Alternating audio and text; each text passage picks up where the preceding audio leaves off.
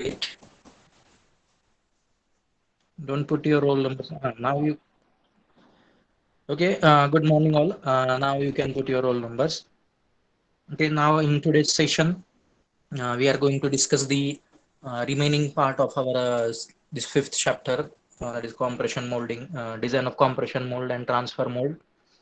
In this, we are going to discuss the mold heating and venting.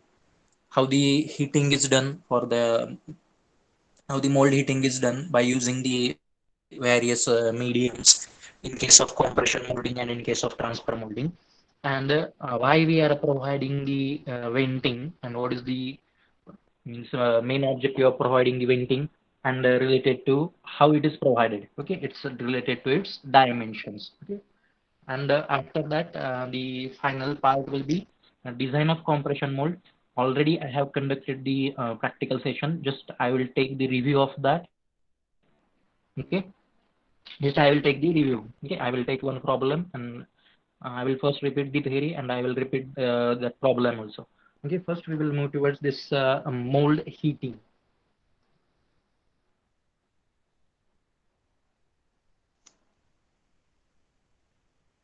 Okay, this is a very important aspect as far as this mm, transfer molding and compression molding is concerned.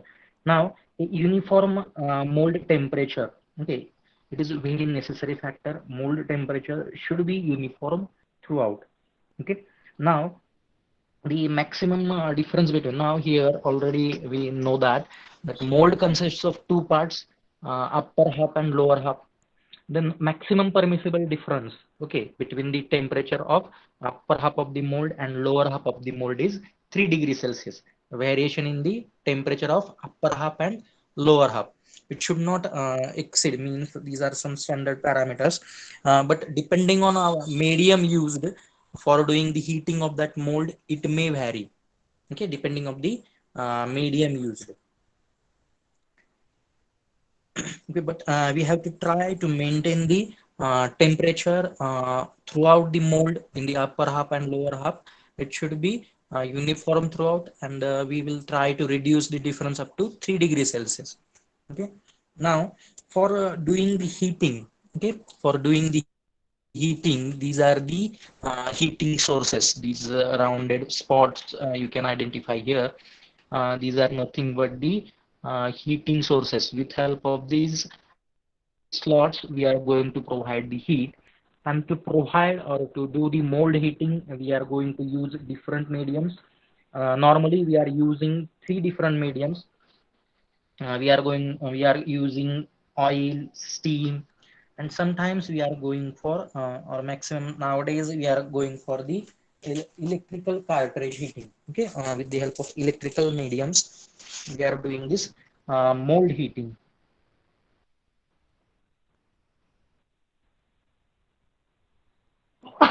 Sorry.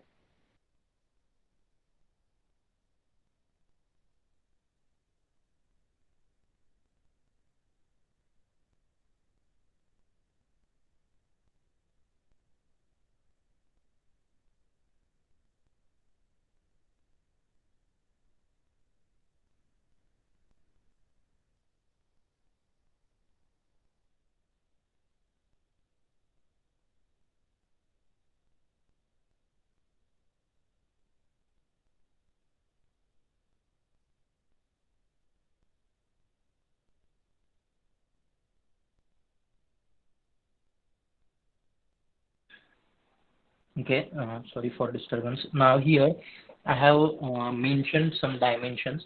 This is a location of the thermocouple. Okay, location of the thermocouple or distance between the thermocouples or whichever heaters, it should be placed at the optimum location. Okay, optimum location it should be placed. Why the placement or location is a very important aspect here. Suppose uh, if thermocouple is placed very close to each other, then what will happen if thermocouple is at a very closer distance? Then it will result in the turn off. Okay, automatically turn off, that heating process will takes place. And if suppose these thermocouples are very far from each other or at a longer distance from each other, then what will happen? It will result in the overheating, means a specific spot will get heated. Instead of providing the uniform heating throughout the mold, it will result in the overheating. So this care you have to take, that distance of these thermocouples should be within this specified range, and you have to avoid the longer distances as well as you have to avoid the closer distances, because closer distance will result in the turn off of that heating process, and longer distances will result in the overheating. Okay, only a specified spot will get the more amount of heat. Okay, that is termed as the overheating. To avoid this, the optimum distance is provided. Okay, optimum distance between the heaters or thermocouples is provided, and that distance is mentioned in the diagram. I think it is, this diagram is a little bit blur. I will mention that points, that is the optimum distance. It is in the range 1.25 inch to 1.5 inch. Okay, this will be the optimum distance between the uh, two thermocouples. Okay, heating distance. Okay, and now, and after that, already we have discussed that uniform heating is very necessary. Then whenever we are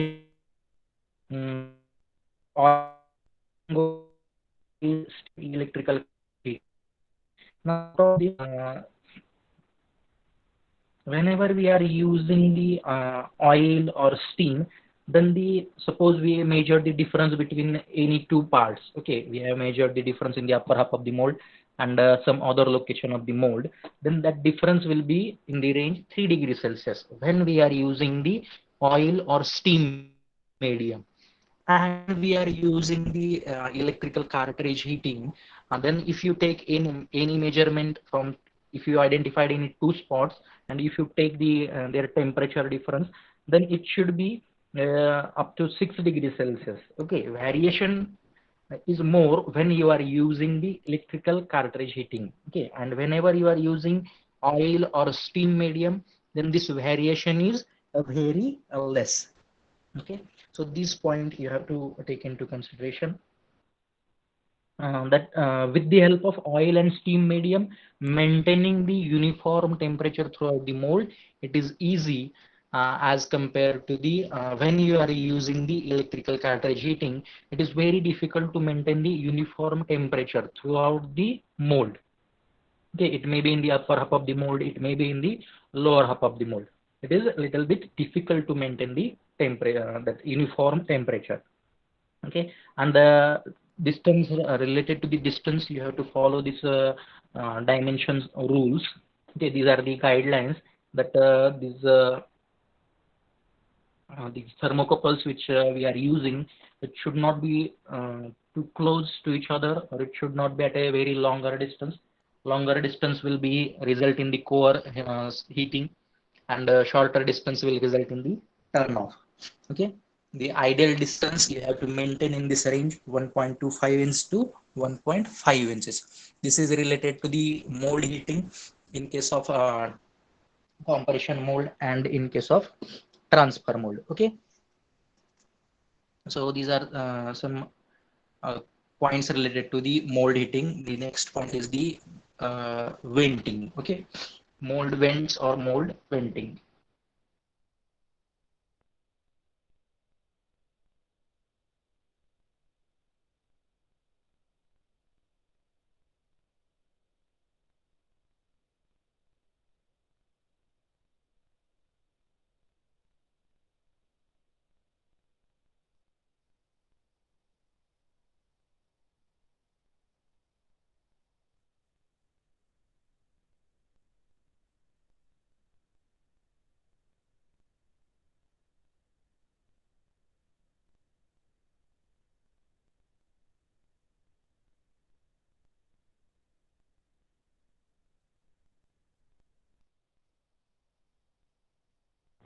Okay, in this diagram, you can see the vent provided here. Now, what is the function of this vents that we will discuss? First, I will tell you the purpose, and after that, we will discuss related to the dimensions. Okay. Now, during the process of this compression molding or transfer molding, some gases will be formed. Okay, due to some chemical reaction may occur due to the high amount of pressure and that the plastic material. Some chemical reaction may occur, and some gases will be formed, and that gases will get trapped. Okay, that gases will get trapped in the mold cavity, and it may get carried as a gas pockets in the our final product.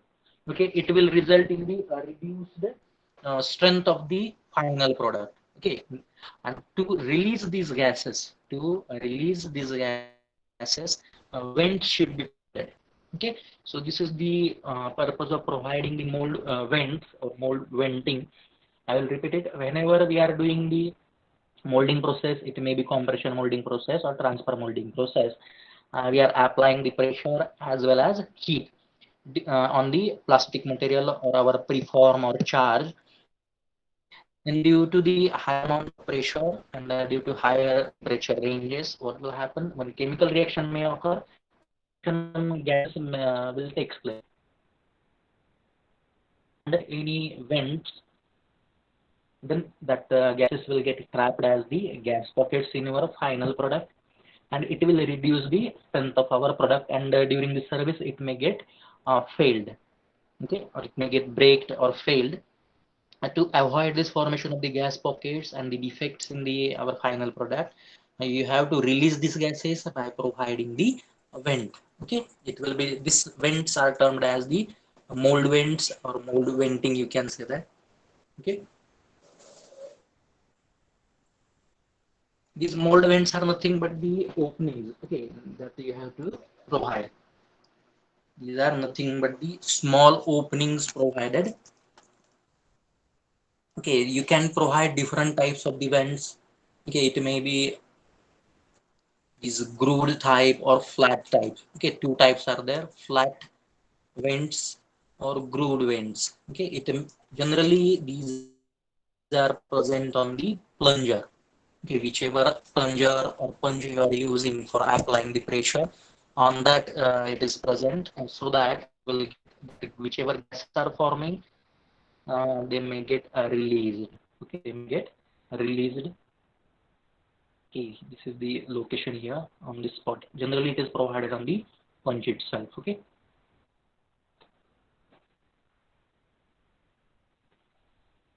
so you can draw the diagram,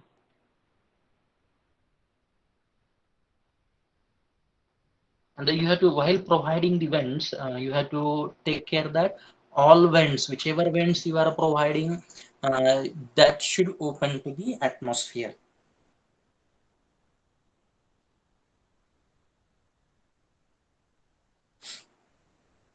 Okay, now after that, some guidelines are there, means which are preferred. What is the preferred location where it should be, that vent should be provided? Related to that, I will explain. But first, please draw this diagram.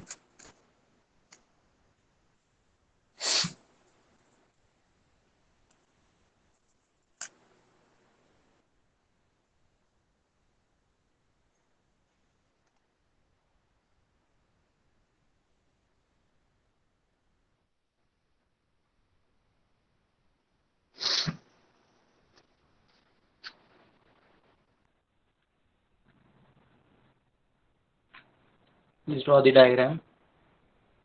Okay, now there are general guidelines are there.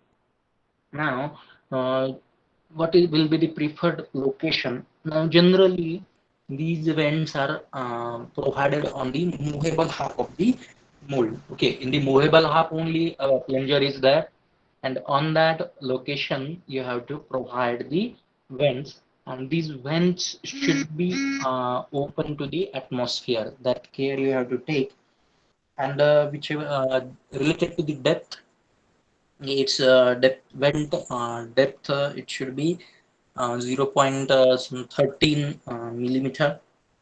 Then the clearance, okay, there you have to provide some clearance, and that clearance will be in the range 0.25 millimeter, okay, 0.25 millimeter, that clearance you have to provide.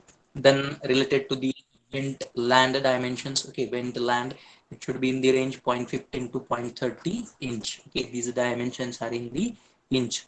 Okay, I will repeat this part. Generally, the preferred location is of these vents is in the upper half of, upper half, you can say that, or movable half of the mold.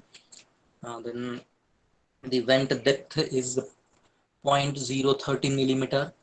Then related to its clearance, okay, vent clearance, it should be in the range 0.25 millimeter. And related to the vent land, okay, this distance, this horizontal distance, this is the vent land, it should be in the range 0.15 to 0.30 inch. And it is recommended that whichever mold, suppose you have provided some depth, okay, 0.013 millimeter, then throughout that length it should be polished. Okay, throughout that length it should be polished. Recommendations related to the mold venting. Okay, so these are general guidelines related to the mold venting. After this, already we have completed that part, and that is the design of the compression mold, and one numerical related to that. I will repeat that part. Just I will take the review in the 15-20 minutes, and after that, this chapter will get completed. Wait, I will share another presentation.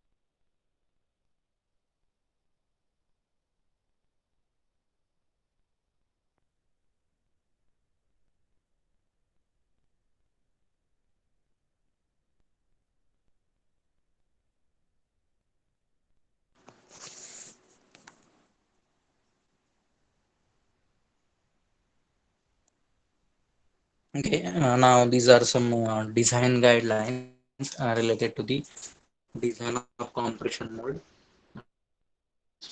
Just I will take a review, and I will solve the problem. After that, the chapter will get finished. Okay, so first factor in this compression should be bulk factor. Okay, the first parameter is the bulk factor, or volume of the loose plastic powder, and the volume of the molding. Okay, bulk factor is volume of loose plastic powder to the volume of the molding.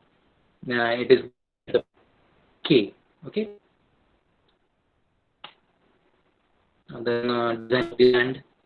So this horizontal distance between the actual cavity and this vertical wall of the mold.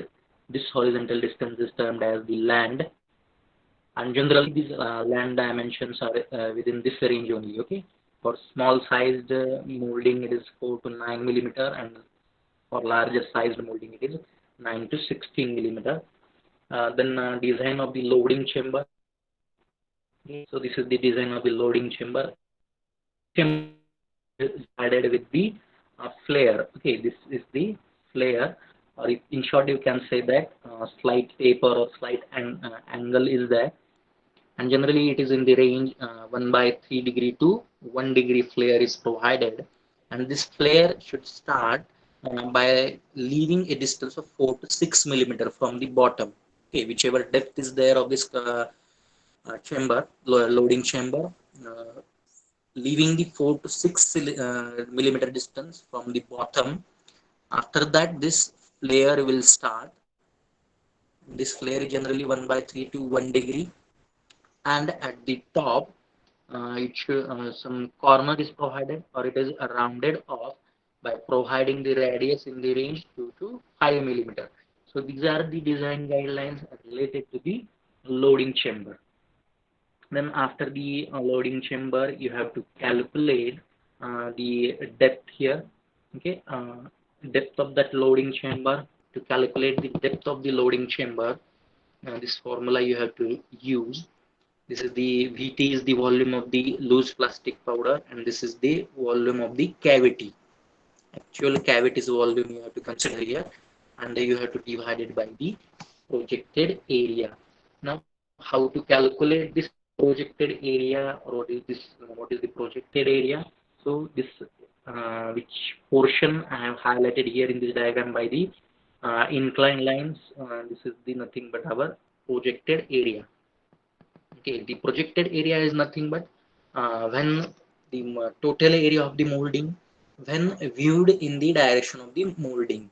Okay, or in other words, a plane perpendicular to the press opening.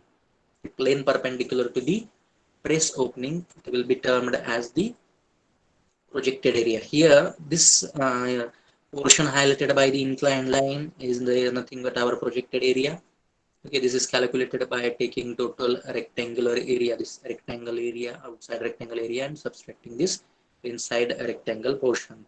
We will get our total projected area. For different components, different formulas you have to use. Okay, then after calculating this total projected area, the next parameter here is the flash thickness. Okay, the excess material during the pressing process, excess material will flow out from this cavity and forms a thin layer over the land portion. Okay, which land portion, this is the land portion, horizontal distance from actual cavity to the vertical wall of the mold. Here a thin film will be formed. Excess material will flows out and a thin layer will be formed.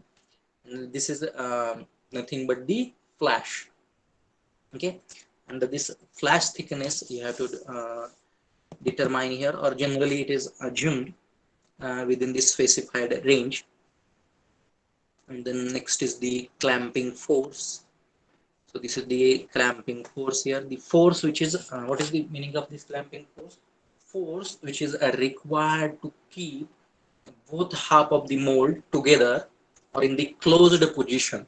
Okay, against the compression pressure, that will be termed as the clamping force, and it is calculated based on that compression pressure and projected area. Okay, with the help of this formula. Then compression pressure it depends on the material. Now generally we are using phenolic or urea materials. Okay, just you have to remember this difference here. For phenolic material, the compression pressure is in this range 158 kg per centimeter square to 211 kg per centimeter square. And for urea or melamine material, it is in this range 79 to 105.5. Okay, sometimes it may be 105 or 110. Okay, this is the range. I have asked some MCQ questions on this only. Okay, compression pressure values for phenolic material is in this range. Then for urea and melamine material, I have asked the pressure values. Okay, this you have to remember while solving the objectives questions. Then after this, the design of ejector pin and design of punch. These two are the last parameters in the design of compression mold. Now here the diameter of ejector pin and length of ejector pin you have to determine. The diameter of ejector pin is equal to the wall thickness of the part. Whichever wall thickness is there, that will be the diameter of the ejector pin. And length of the ejector pin will be calculated with the help of these three points. That is L1, L2, and L3. You have to take the addition. This L1 is nothing but the length in contact with the mold plate. It is nothing but the 5 times the diameter of ejector pin. That is nothing but 5 times the minimum wall thickness of the part. Then the ejector stroke, and L3 is nothing but the small allowance of 5 millimeter. Then after this, the last point is design of the punch. Depending on the this design of the punch, depends on the means depth and thickness, whichever is required there depending on your numerical consideration.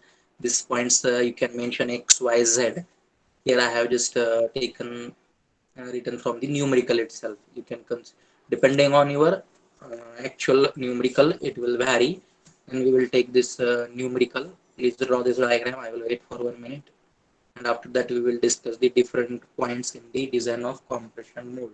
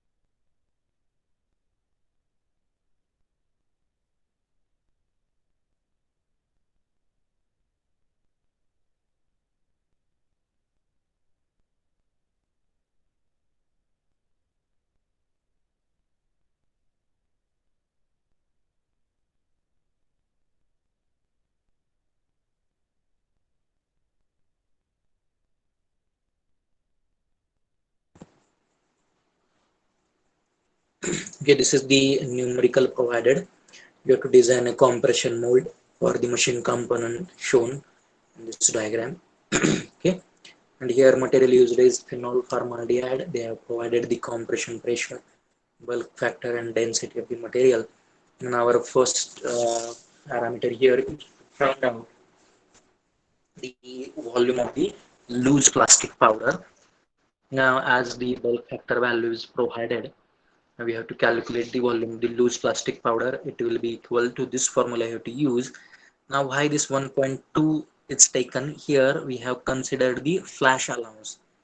Okay, some extra material will flows out during that compression process or pressing operation. For that, 20% flash allowance is considered, and 1.2 K into VP. This is VP is nothing but the volume of the part or volume of the molding. Okay. Now on this, to calculate this VP, this total, this volume is considered. Okay, this part, this portion, then this portion, this portion, and this portion. Just, and as here it is in a rectangular shape, you have to take the into length into width into height. Okay, with help of that, it is calculated for each rectangular surface, and it will come 56 centimeter cube. And by considering 20% flash allowance, volume of loose plastic powder is 1.2 K into volume of the molding or volume of the part, and this volume of loose plastic powder is 201.6 centimeter cube, as it is a more. If generally it is considered whenever volume of this loose plastic powder is more than 150 or 200, then we have to consider it as a large sized component, and depending on that, the dimensions of land are provided here in the range 9 to 16 millimeter. Okay, in this range any dimension can be assumed, and here we can take L is equal to 12. Within this range you can consider any value. Someone can assume 10, someone can assume 14 or 15. Okay, here I have just taken assumed, this is the assumed value depending on the volume of the loose plastic powder. Okay, then after this the calculation of the projected area is taken. Now this projected area is nothing but area which can be viewed in a direction perpendicular to the press opening. Okay, this is the press opening direction. Okay, this is the press opening direction, perpendicular, this is the perpendicular to it, and this area. Okay, or in short, when you seen it from the top, whichever area is there, this area, this is the projected area. Okay, for this press, this is the projected area. Okay, and this will be 10 into this 2.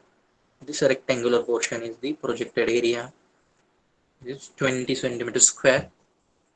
Okay, please draw this diagram because it is very necessary. Please highlight that portion.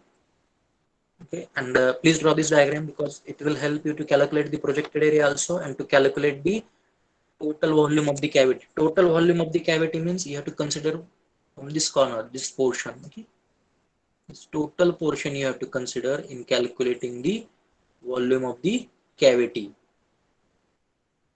And this is the projected area, and this total portion you have to consider in calculation of volume of the cavity.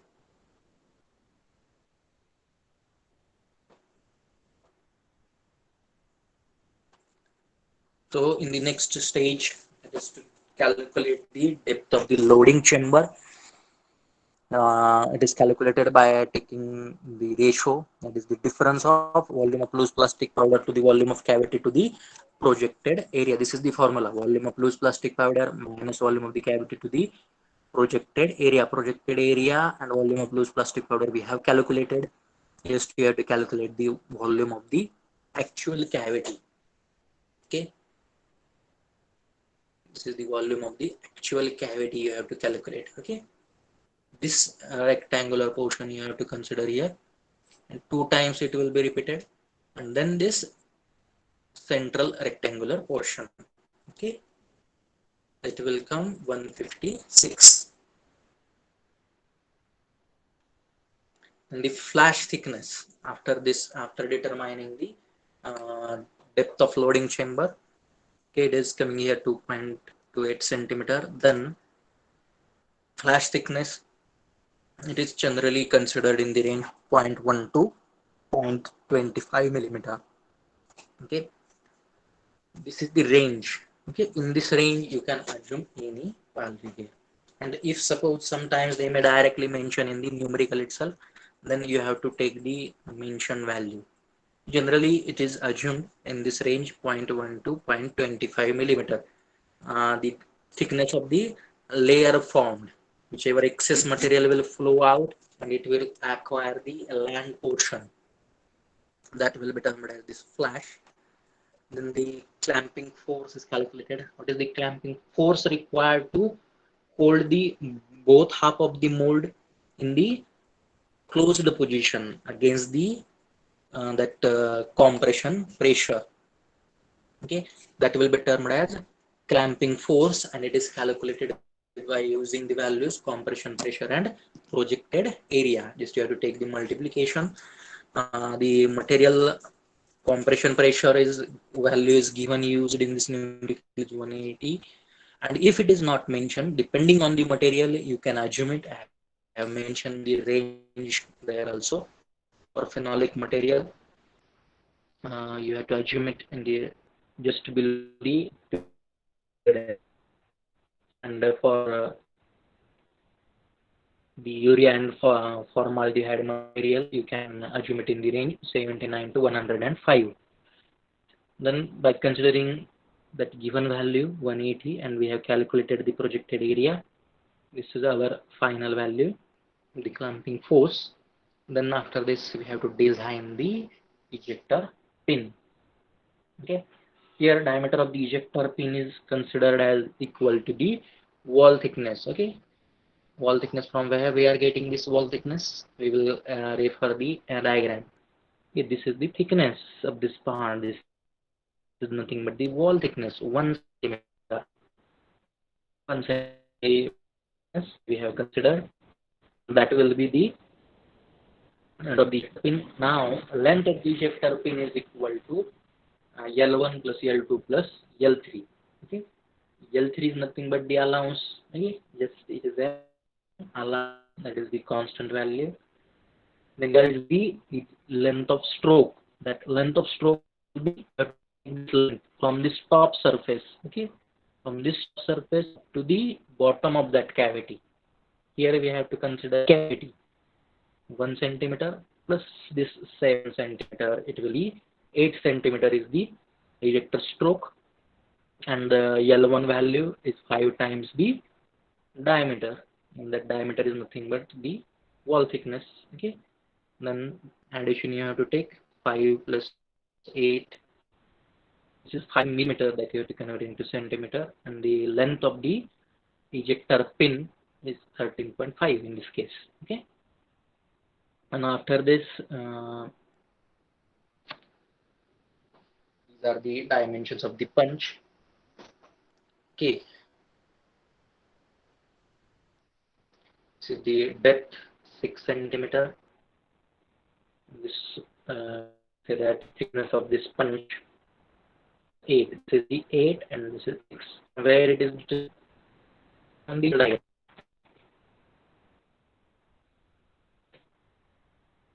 Okay, this is okay, from this surface to this, it is 6, and this is 8. In this way, design of punch is design of punch, design dimension punch. So in this way, we have this part design of the compression mold. Okay. Now, so in this way, we have completed this part. The one last point is that is the design considerations related to ejector pins. Okay. Ejector pins are there. Some design guidelines are for that. I will refer one and I will make that point.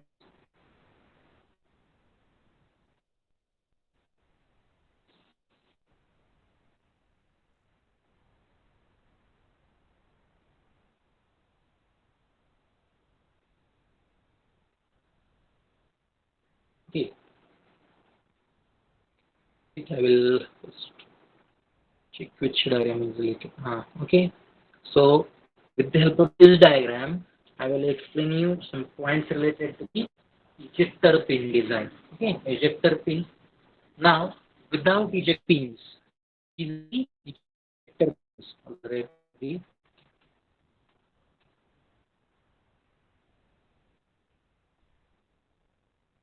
here. These are the ejector pins in both cases, in compression molding and transfer molding also. We are using the ejector pins.